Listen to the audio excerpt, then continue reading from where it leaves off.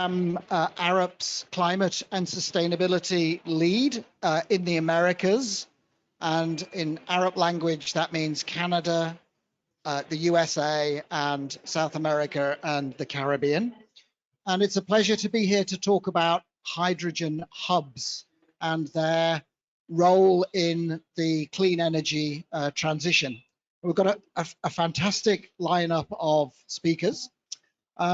What I'm going to do is just ask them all to introduce themselves briefly, and then I'm going to come back to them in about 10 minutes or so and ask for a more fuller introduction of why they're here and what they're interested in sharing with us all.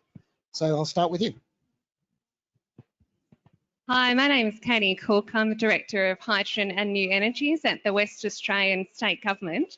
It's a pleasure to be here. Really excited to hear all about the views and to talk hydrogen hubs. I lead the Pilbara Hydrogen Hub Initiative and the Hub State Policy for Western Australia. Yeah, also delighted to be here. Thank you very much. My name is Nieuwenhove. I'm part of National Grid. And within National Grid, we have a division that spans across UK and US, National Grid Ventures, and we look at new technologies. We look at the new markets ahead in the next decade. As part of that, we're looking at the development of hydrogen in the US. So very excited to be here today and really learning about what actually hub means in different parts of the world. Right, going to try a new microphone. So I'm Kirsty Berg. I'm the Director for Energy and Climate Change. Can you hear me all right at the back? Yep, great. At the Scottish Government. So I cover everything to do with energy, and that includes hydrogen. And we see hydrogen as playing a major role in the Scottish energy system and economy, in Maine, because we've got an awful lot of offshore wind coming on. We've got a lot already, and I'll say a bit more about that later. Great. Good afternoon, everyone. My name's Mark Neller. I'm a director at Arup with responsibility for our energy business across the UK, India, Middle East and Africa. I have a particular focus on hydrogen personally, although Arup's role in the energy transition spans all different technologies. Delighted to be back at COP speaking about hydrogen.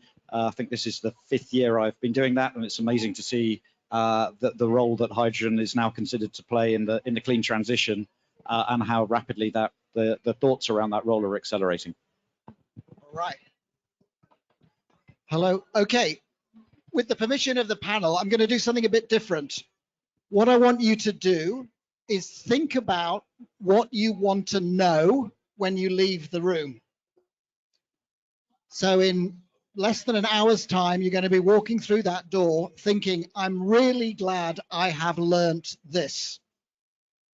So I want you to think what that thing is that you want to learn.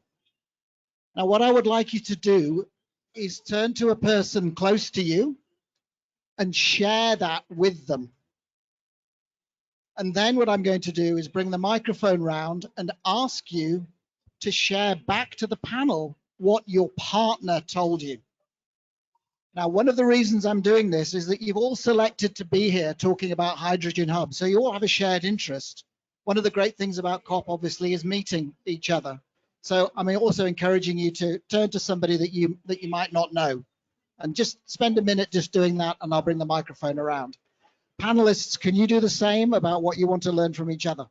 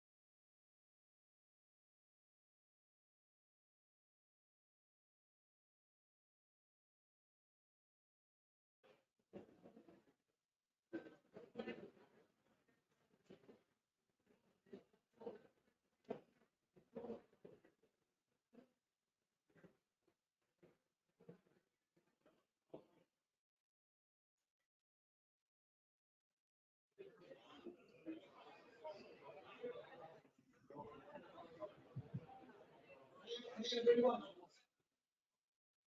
everyone, time to start to wrap up and think about what those questions are. I'm going to come around with a microphone in like 1 minute, okay?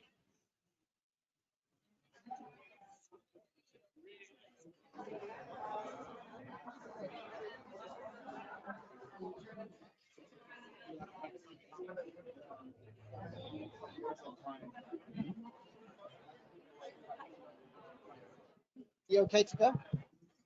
No, I mean if I give you the microphone. Well, if I,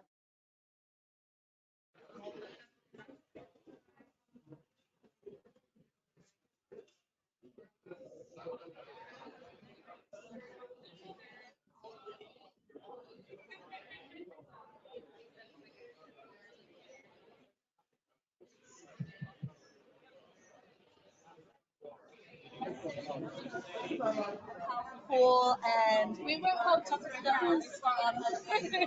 what's your name? Nomasonto.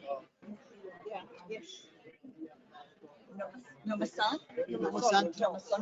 From what? From the Southern Africa Powerful. South Africa. Nomasonto. No, you know what the it's in Australia.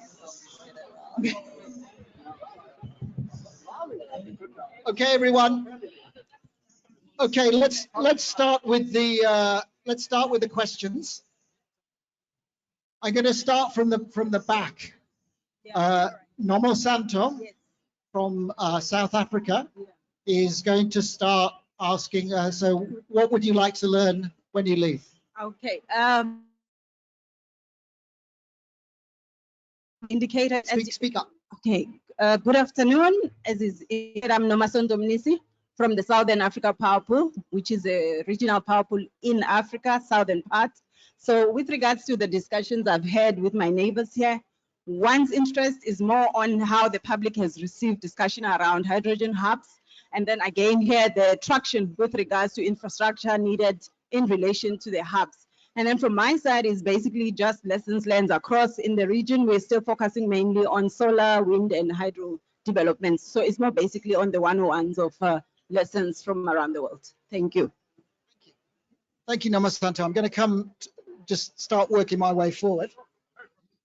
So Professor Arun Shalam and I are curious as to how real are the commercial applications of hydrogen.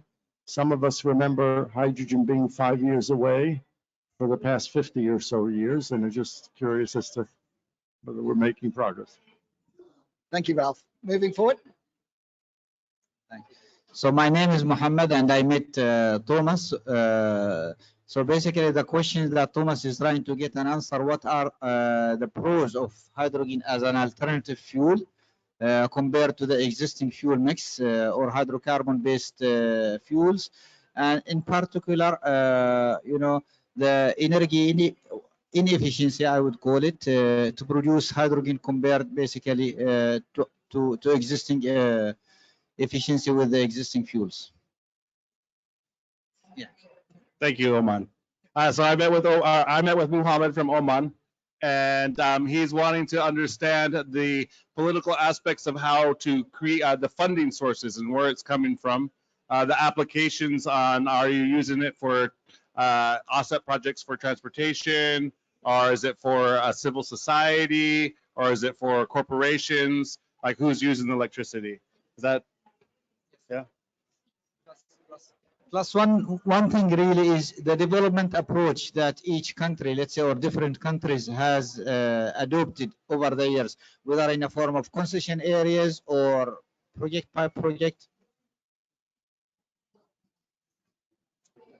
Yes, my name is Julia, and this is Stefan from Germany. I'm from the U.S., indigenous, federally recognized tribe of San Diego Pueblo.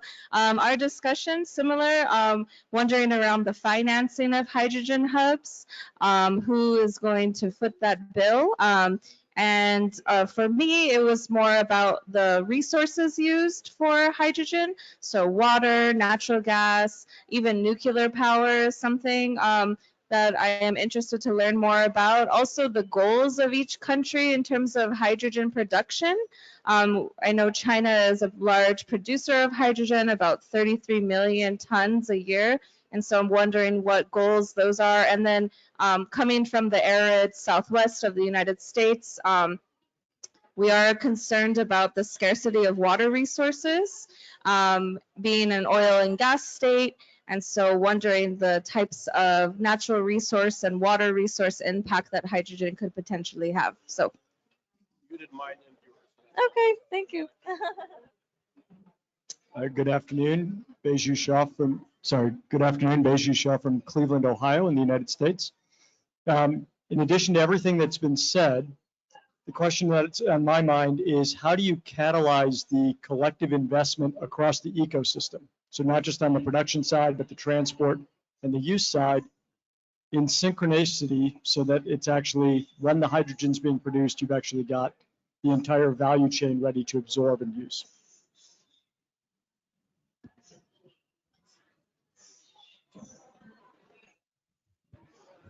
Okay, panel, just as a reminder, that's half of the questions. All right, so I'm going to move over here. Hi. I wonder when, for example, someone sells hydrogen for example, ammonia or fertilizer producer, whose responsibility will be the scope 3 emissions? For example, when you apply the urea to the soil and the carbon dioxide and the NOx emissions, will it be responsible for the producer or the one who sells hydrogen, for example, in the whole value chain? All right, that's a great question.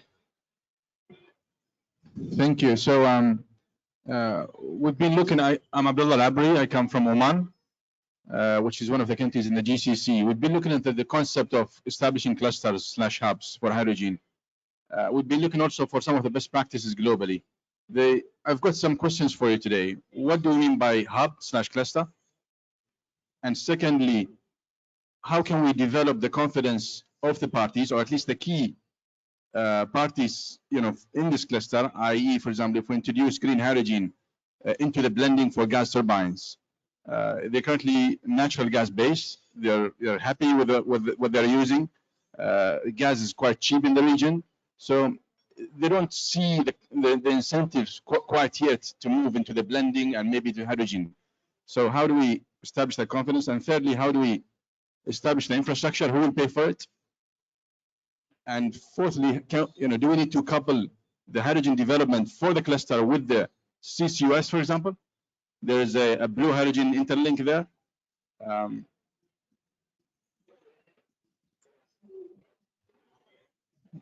Thanks very much. David Kavanagh from Integrated Energy and Hydrogen West in Western Australia. We've got two things going on. We're building a cluster, a hydrogen valley, working with the regional government in the southwest of Western Australia, from a port through to an old coal field and the places in between. But we're also developing a national network of hydrogen refueling stations. So my question from the panel is, how do you balance the interplay between a hub or a cluster with the economics of a strong use case across a network, for example, heavy duty transportation? So my friends Kate and Mohammed and myself had some questions from a basic overview of green hydrogen to can conventional gray infrastructure accommodate for green hydrogen, to more innovations in the current green hydrogen and different colors like turquoise hydrogen I've heard of. And what do the current investments in the green hydrogen space? I've seen $40 billion worth of investments in Egypt alone. So do those go into existing projects or towards more R&D, and what's the current status of that? Thank you. Thank you.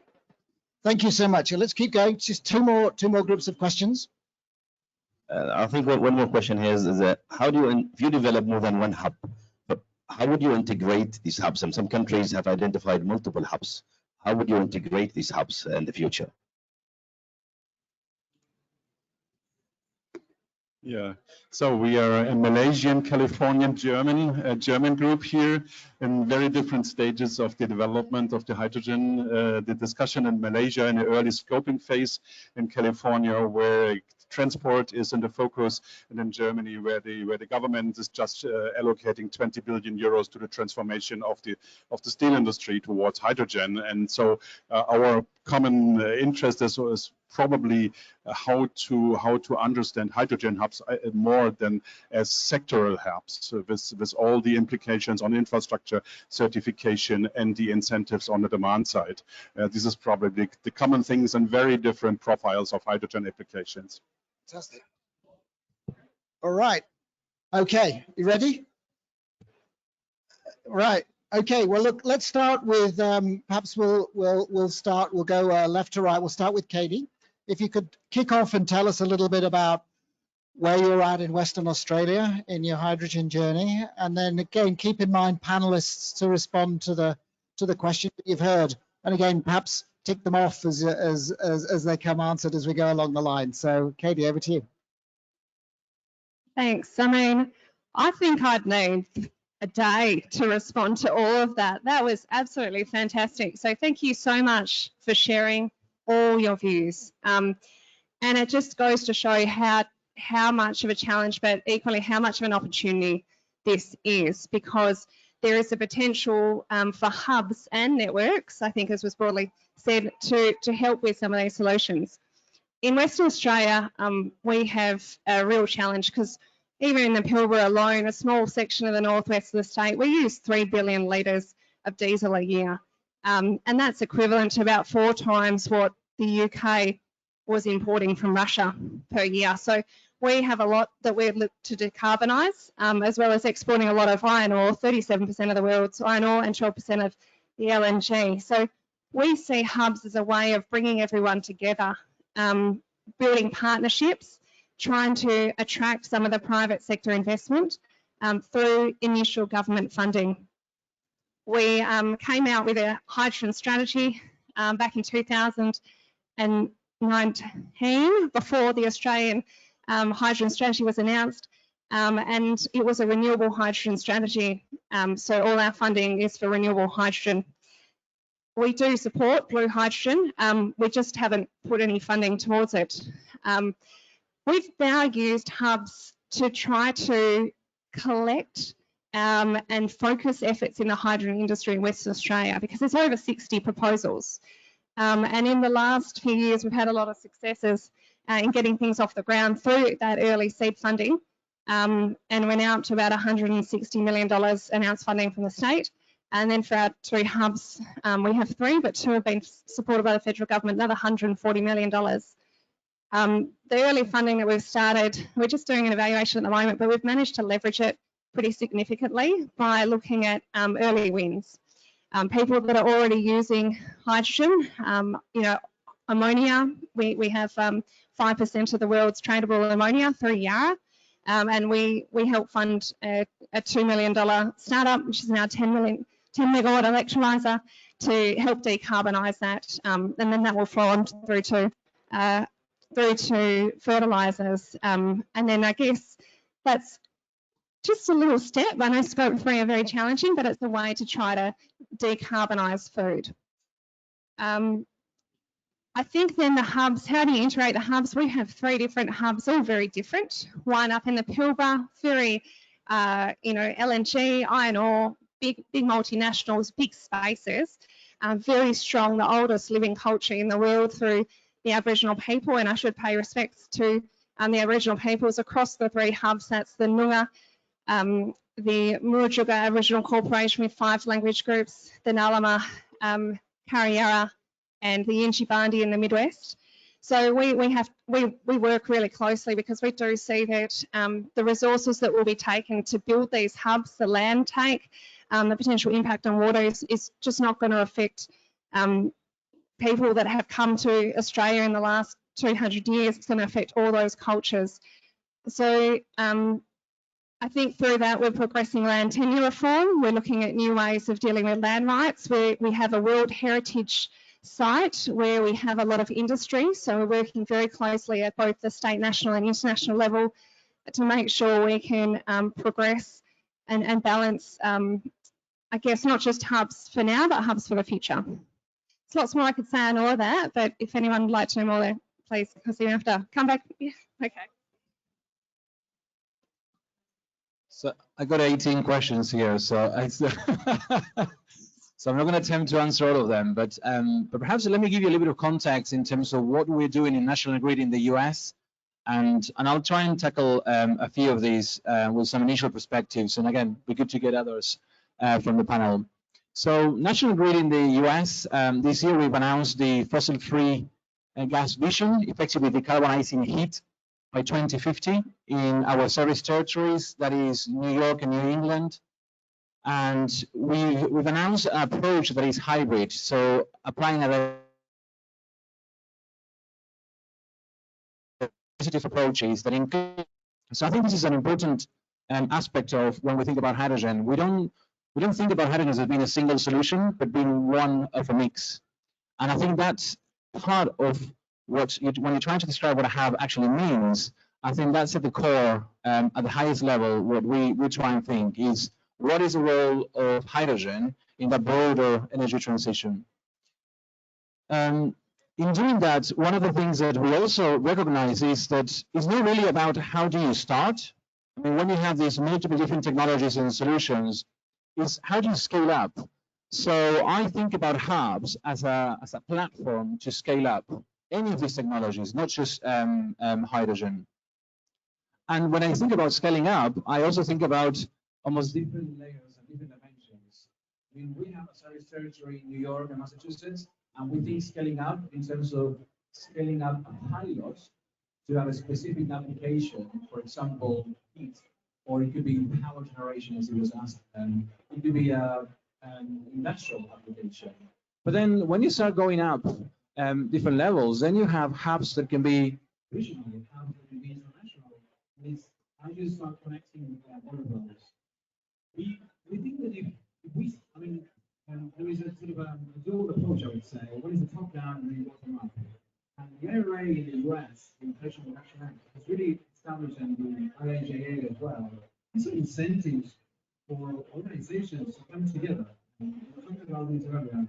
Up until these incentives arise, everyone was working in isolation. Everyone was trying to solve this by themselves. So I think about hubs as a broader opportunity just to bring everyone together, to have this conversation happening today. We're trying to link all our efforts in terms of how do we scale up, how do we. And the other thing when I think about hubs is each use case, different applications, will have a very different value chain. So whether that is hydrogen transported by trucks, by barge, vessels, if it is international, or even pipes. And we've done our own analysis regionally, and transporting hydrogen by pipes is the most cost-effective way. So someone was asking the question about how we're going to finance these. Well, I think it's really about recognizing that each region and in each geography, even in the world, will have its own complexities, and we need to solve for that. And then finally, and now we can come back, I'm sure, but I think there was a question around resources. I think when we think about hydrogen, the biggest challenge that we see, and within National Grid, we also invest in offshore renewables. We're invested in the off New Jersey and Long Island. And when we think about how do we connect the source that will provide supply green hydrogen, then we think, well, there's a huge amount of challenges in terms of the ecologies that we need to come across from bringing the offshore electricity onshore to produce the hydrogen. So we think about perhaps we don't see the biggest barrier on hydrogen in our service territories in the Northeast, but more so the communities. If you think about all these offshore wind connections, landing points, if you really want to enable the long-term solution of green hydrogen, I think that's where we'll see the biggest challenge. So I hope I gave a little bit of an insight on some of the questions, but I'll pass on for now. Thank you very much. And thanks to the audience for the questions. This is by far the best way to do a session at COP I have come across. So thank you to a moderator as well. Because one of the joys of being in a panel actually is you learn. And sometimes and people can not be so forthcoming with questions. So what I'll do is I will say a few things about hydrogen in Scotland, touch on hydrogen hubs, and try to answer probably 2 or 3 of the sets of questions, no more than that. So just very briefly to the context. So in Scotland, we have very tough and appropriately ambitious climate change targets. We've got net zero by 2045. We have a target of 75% reduction of emissions on 1919 level in 2030. That may sound like pie in the sky, but we have reduced our emissions by 30% in Scotland, 50% in Scotland so far. But that work has all been done through decarbonising the power sector, which is dead easy compared to what we now have to do. We have to decarbonise transport, we have to decarbonise our industry, and we have to decarbonise our home. And that's why we need hydrogen. And that's why hydrogen is playing a huge role in Scotland and globally. So in Scotland, we are very lucky because we have the resources that enable us to produce hydrogen. Our colleague from the US here was talking about the challenges around resources. I think we have the opposite climate from where you are. It's very wet in Scotland, it's very windy. So we in Scotland, we already 60% of our energy mix comes from renewable resources. We are anticipating up to an additional 40 gigawatts of renewable wind, primarily offshore wind in Scotland in the not too distant future. We have just, so this is quite specific, we have just had one of the world's largest leasing rounds for offshore wind. So we could get up to 28 gigawatts. Developers who have bought the leases anticipate up to 28 gigawatts of offshore wind, so a huge amount of renewable wind. And from that, we have significant opportunities to produce green hydrogen in Scotland. So that's a background. We see the use of hydrogen, I'll get to hubs. Use of hydrogen is a combination of domestic use, and particularly in industrial processes, in transport, particularly heavy vehicle transport, potentially also buildings. That was the question my colleague asked me. But also, given our natural resources, we see very significant opportunities for export. Two final points. Hydrogen is also very important for us to ensure that our energy transition is a just transition. One of the questions was around public perception. The key public perception issue in Scotland, and hydrogen is a big topic of discussion, even outside sort of energy geek circles. The key topic is, how do we transition from quite an oil and gas dominated economy to a renewable energy economy that comes with jobs in the kind of places where a lot of people are engaged in oil and gas. So that is, as well as the emissions impact, it's the economic impact and the just transition aspect, which is absolutely key for us. We've set up a Just Transition Commission. We're about to publish our energy strategy and just transition plan before Christmas. So this, realising the hydrogen opportunity, is a sort of political and moral imperative as well. On hubs, we've got big plans, actually about 13 hubs in Scotland, and they do, it's like in Western Australia, they do slightly different things depending on where the locations are. So some will be integrated, some, for example, up in the islands in Orkney, may primarily serve export and a bit to the inland. So it's slightly different models elsewhere, and I'm happy to elaborate a bit on hubs if we have a discussion around that later. Great, thanks very much, Kirsty. Yeah, so I'm going to pick up on some of those questions as well. The first one I was going to pick up on was around goals for hydrogen production. So in the UK, the goal that's been set is 10 gigawatts of hydrogen production by 2030, with the aspiration being that that's 5 gigawatts from blue hydrogen production and 5 gigawatts from green. Now, probably worth saying that that was a target set before the gas price spike and the war in Ukraine. So that balance may change. But that's the sort of the answer to the question around scale up and speed and targets from a UK perspective. Seeing much more ambitious targets in other parts of the world. So I think India's set a target of 100 gigawatts by 2030. and looking to try and get 5 hydrogen hubs up and running with 25 megawatts by 2025. So, you know, it's really, really ambitious growth targets that we're seeing all across the world. The question kind of around why hubs and what's the definition of a hub or a cluster. I think hubs and clusters are just a fantastic way of providing investment confidence. So it's about bringing together those people that want to produce hydrogen, those people that might want to store it, transport it, with those that want to use it for a whole variety of different use cases. And by bringing those organizations together into a consortium within a cluster, you can de-risk the investments. You get past this kind of chicken and egg problem of how do we unlock the investment in the supply side, whilst at the same time unlocking the investment in the demand side.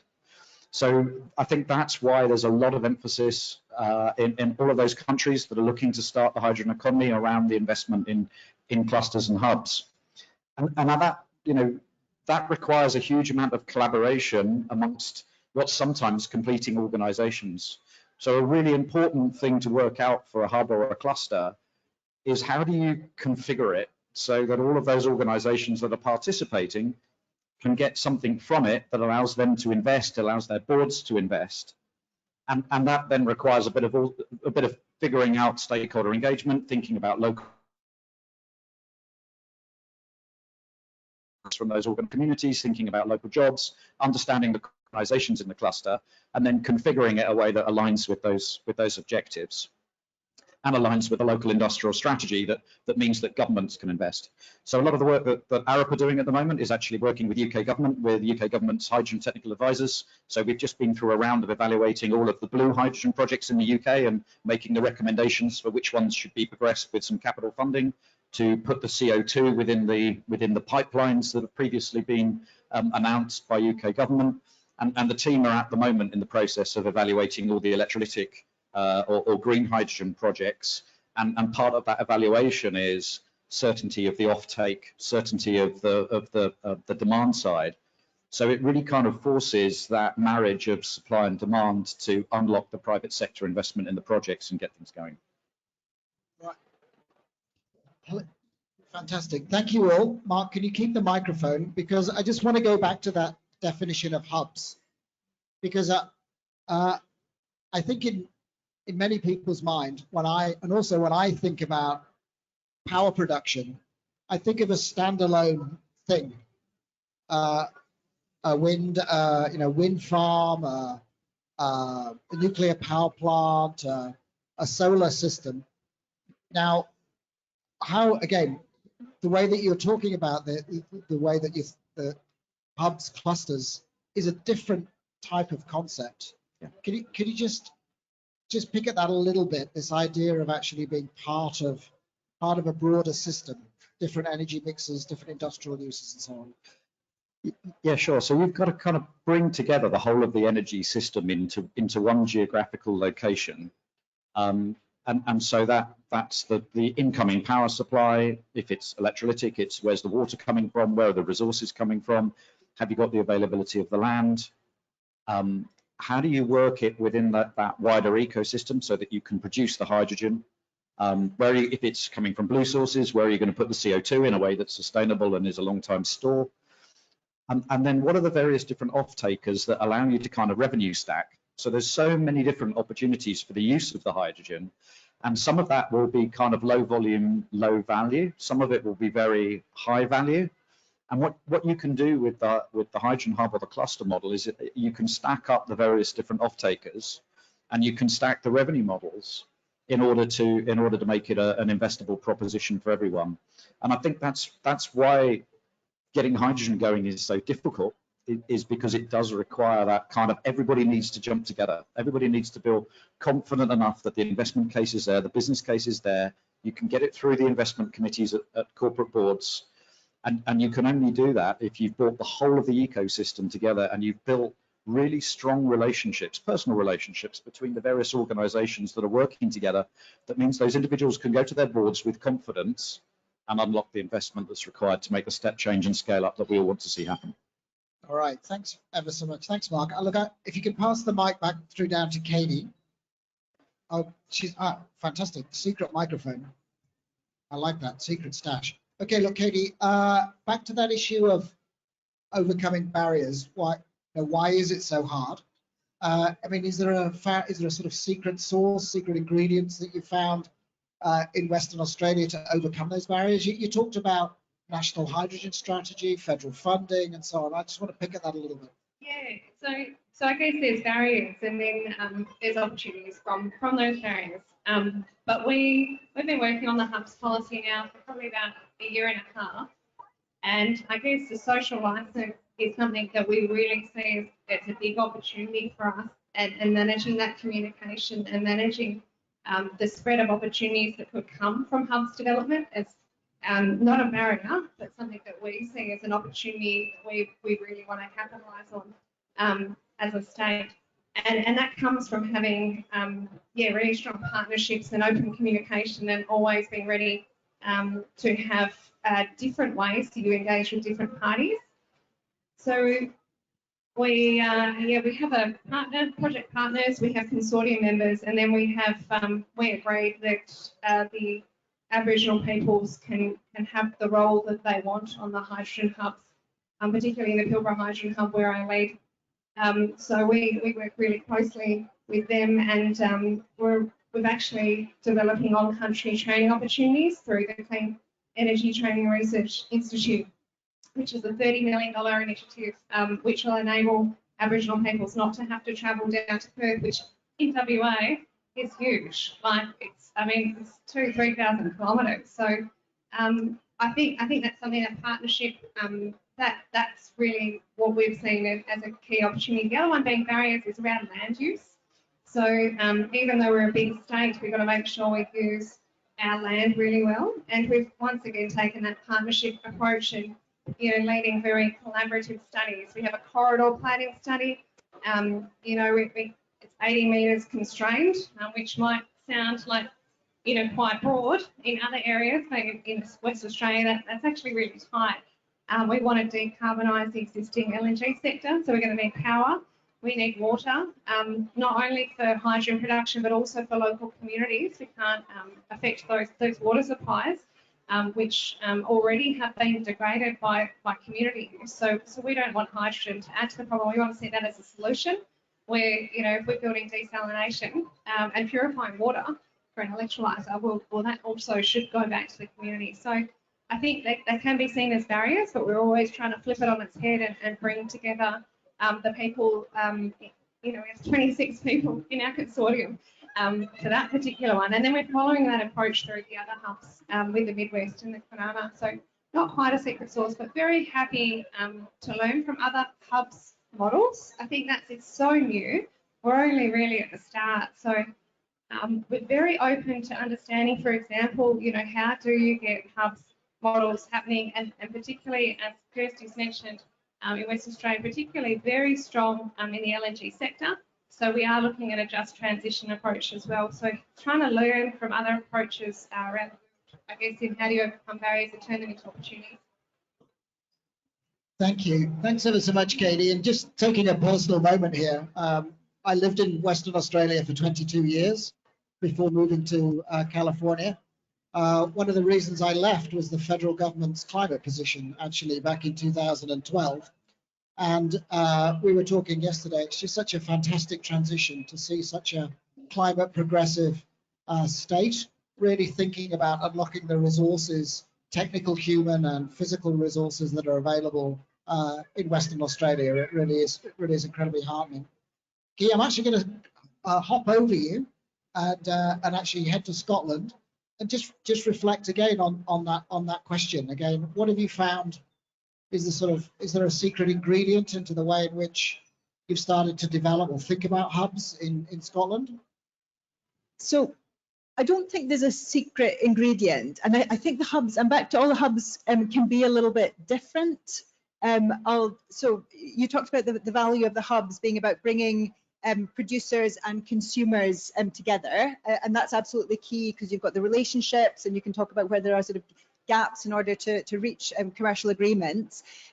It's also a little bit wider. It's about, in addition to doing that, it's about the sort of standard agglomeration effect you have in industry, because once you get that, you get the supply chain and you start to build up sort of industrial structure and opportunities around that in companies that are supplying either the producers or consumers. So that's a really important part of the hubs as well. I'll come and maybe talk a little bit about our Aberdeen hub, which is probably the most advanced. But in Scotland, we've got, as I said, hubs in Aberdeen, in some of our Grangemouth, which is our biggest industrial area. It counts for, it's heavy industry, it's petrochemical refining, counts for about 10% of our emissions. That's a big industrial hub. But we are also developing hubs in some of our more island and outlying areas, and they will be very different from that. And going back to your point about, hydrogen isn't a part. So when you think of the power sector, you've got sort of power producers, and then you've got big city power consumers, some are completely different. Well, hydrogen is kind of starting without a network, and whereas electricity and gas has had a network for a long time. And some of these island communities have actually had to learn to be quite resilient. And in many of them, hydrogen is actually an opportunity if you've got production facilities close to the use facilities. But on the sort of the Scottish experience, I think like everybody else, we are doing a bit on hubs, but we are also learning and desperately looking around to learn from what other people are doing. So in Aberdeen, for example, it's a combination of, we've got a lot of investment in hydrogen vehicles. So we've got about 90 sort of hydrogen vehicles. So that will be buses. We're trialing sort of electric refuse vehicles. We've got charging stations.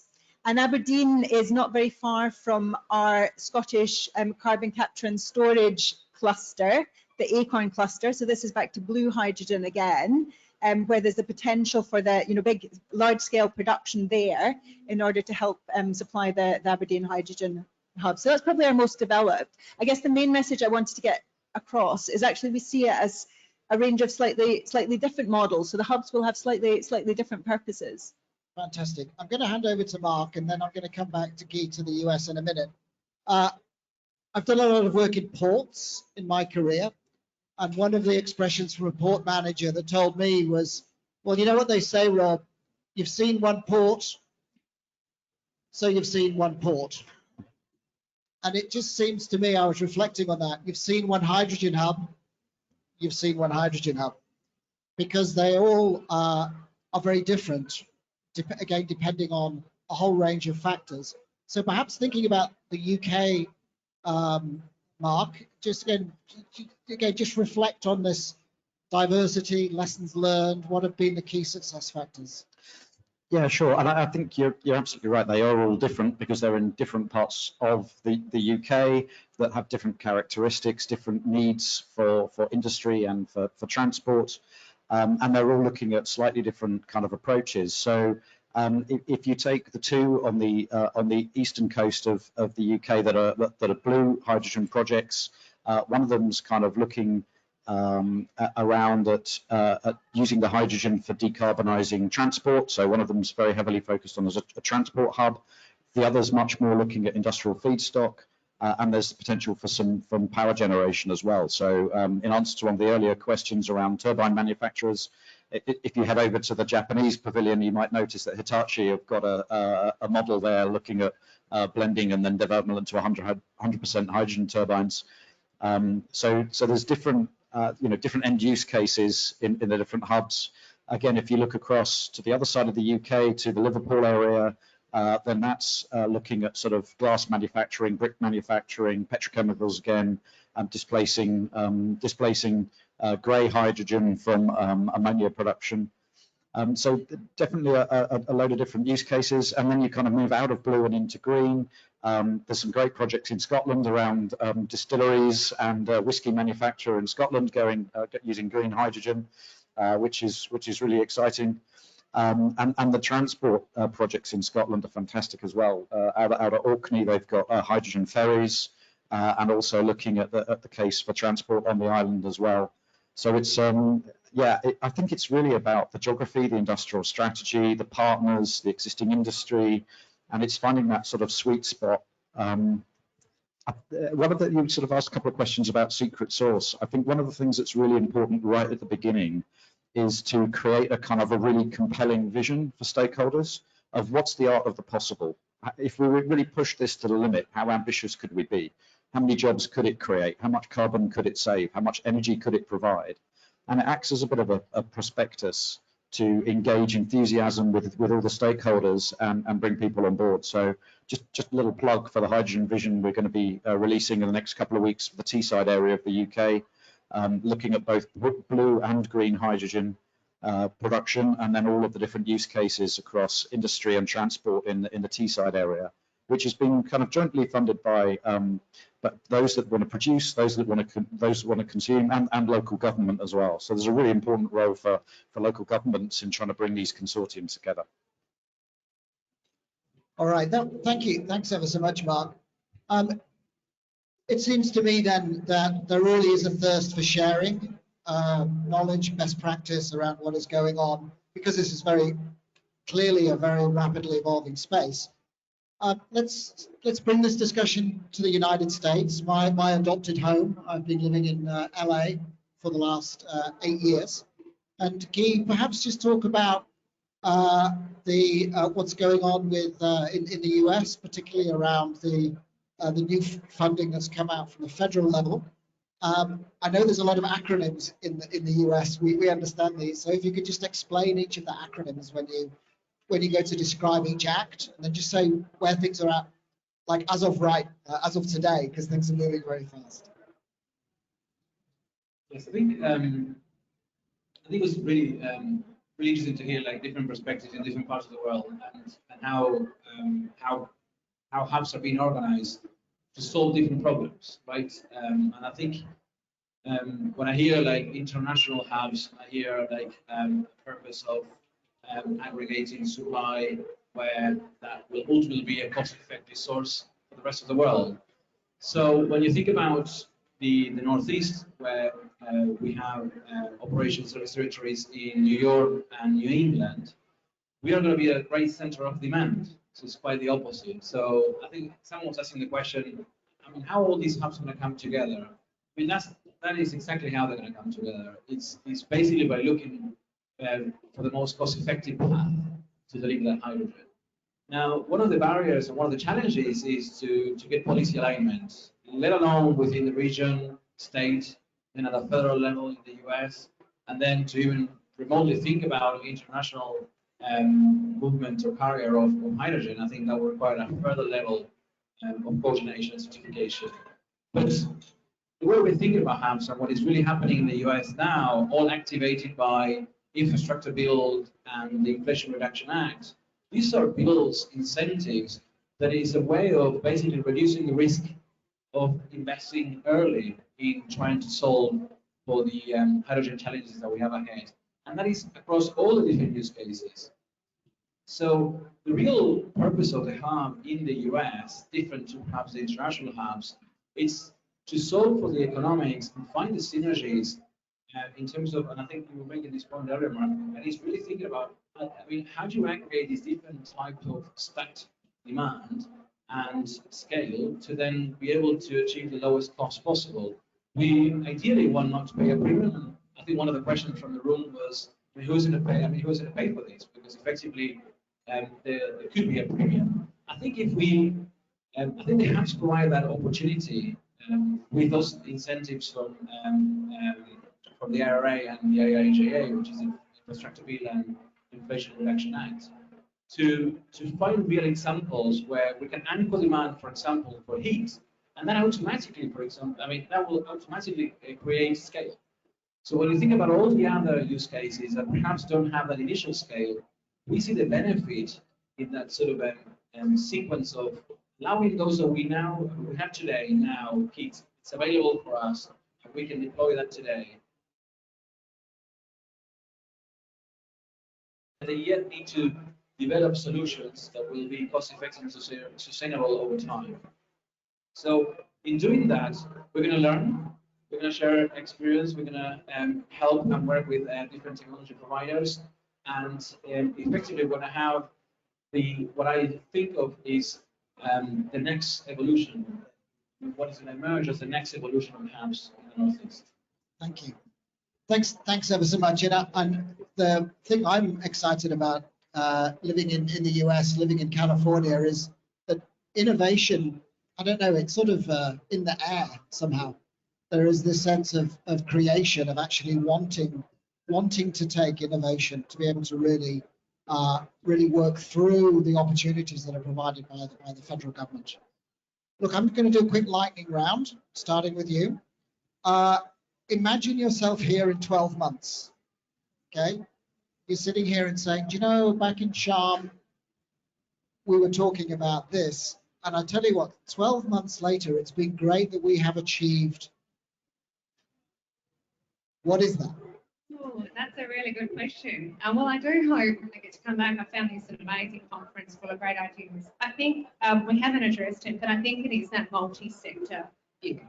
I think that hubs is one thing, hydrogen is one thing, but if we can bring that across to minerals, if we can bring that across to LNG, if we can do that skills development and grow something more than just a hydrogen hub, I think for me, even that messaging in 12 months, that for me will be a huge success to make sure that we're not just talking about hydrogen, we're actually talking about global growth or decarbonisation in general. So that will be success.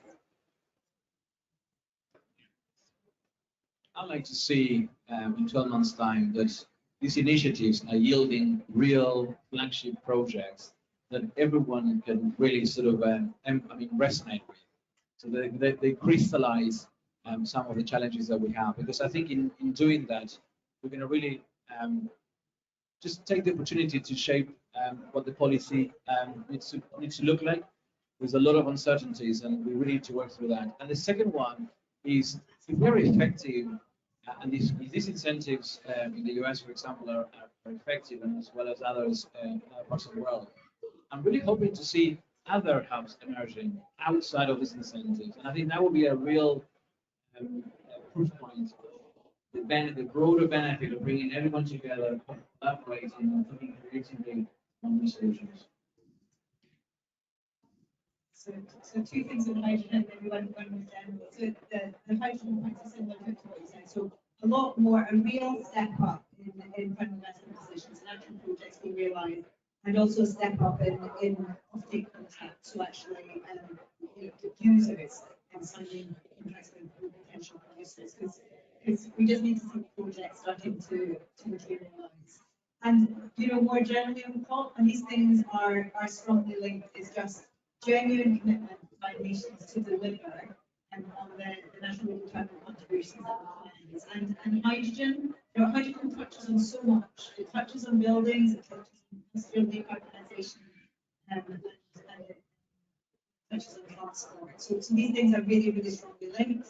And in hydrogen, we need to see, we've got, with the Inflation Reduction Act, we've got the mechanisms now to support hydrogen in the UK. We have got most likely a tightening of our emission reduction trading system in the UK in the middle of this decade. So the policies are getting there. We just need to see more, we need to see that realising.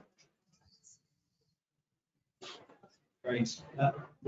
So I very much agree with the points already made. Just maybe others. So the first would be around certification and around clarity on what actually constitutes low carbon hydrogen. So I think in order to scale internationally and to allow international trading and to bring down costs, it's really important that there is a consistent and clear definition of what low carbon hydrogen is, how it's certificated, how it's traded, how it is traced. In order to give people confidence, if they're buying hydrogen, that what they're actually buying is genuinely low carbon and is making a substantial contribution to reducing carbon emissions. So that would be my first, and if I'm around one more, it would be that we stop using the language of or and start using the language of and. So there's too many conversations around saying it's this technology or that technology, it's hydrogen or it's something or other else, and setting these things up as confrontational. I think what we really need to do is all be focused on how rapidly we can decarbonise the energy system, and in my view that means it's hydrogen and. So that we move away from the kind of the confrontation around technologies, recognise all technologies have a role to play in getting to net zero as fast as possible, and start to work together on making that happen for real and scaling up these projects. Thank you, panelists. Can you please give a round of applause to the fantastic panelists that we've heard from. Look, I'm going to wrap this up a couple of minutes early because I know how packed everyone's are. With a view of being able to, if you haven't had your question answered, then please engage with the panelists for a few minutes now. Please exchange information. Please exchange cards, LinkedIn, anything that you want to do to really keep this conversation going. It's been really, really engaging, really open. I thank you for your candor, and thank you all for coming.